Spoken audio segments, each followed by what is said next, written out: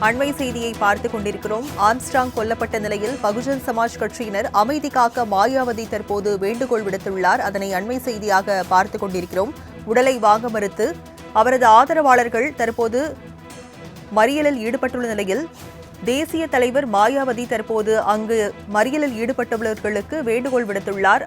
இந்நிலையில் போராட்டத்தில் ஈடுபட்டு வரும் நிலையில் கட்சி தேசிய தலைவர் மாயாவதி எக்ஸ் தளத்தில் பதிவு ஒன்றை வெளியிட்டுள்ளார். அதனை அண்மை செய்தியாக பார்த்துக் கொண்டிருக்கிறோம். அமைதி காக்க மாயாவதி தற்போது வேண்டுகோள் விடுத்துள்ளார். ஆம்ஸ்ட்ராங் கொல்லப்பட்ட நிலையில் பகுஜன் சமாஜ் கட்சியினர் அமைதி காக்க தேசிய தலைவர் மாயாவதி தற்போது வேண்டுகோள் விடுத்துள்ளார். அதனை அண்மை செய்தியாக பார்க்கிறோம். பகுஜன் சமாஜ் கட்சியினர் போராட்டத்தில் ஈடுபட்டு வரும் நிலையில் கட்சி தேசிய தலைவர் மாயாவதி எக்ஸ் தளத்தில் இந்த பதிவை வெளியிட்டுள்ளார். அதனை அண்மை செய்தியாக பார்த்துக் கொண்டிருக்கிறோம்.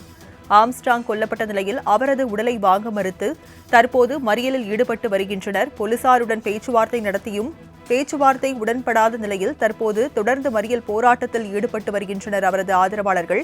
இந்நிலையில் அமைதி காக்க வேண்டி தேசிய தலைவர் மாயாவதி எக்ஸ் தளத்தில் பதிவு ஒன்றை வெளியிட்டுள்ளார். அதனை அண்மை செய்தியாக பார்க்கிறோம். மேலும் ஆம்ஸ்ட்ராங் உடலுக்கு அஞ்சலி செலுத்த நாளை சென்னை வர உள்ளதாகவும் மாயாவதி அறிவித்திருக்கிறார். அதனை அண்மை செய்தியாக பார்த்துக் கொண்டிருக்கிறோம்.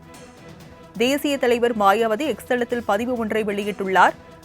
அதில் சமாஜ்வாதி கட்சியினர் அமைதி காக்க வேண்டுகோள் விடுத்துள்ளார். மேலும் நாளை சென்னை வரவுள்ளதாகவும் அவர் அந்த எக்ஸ் தளத்தில் பதிவு ஒன்றை வெளியிட்டிருக்கிறார். அதனை அண்மை செய்தியாக பார்த்துக் கொண்டிருக்கிறோம்.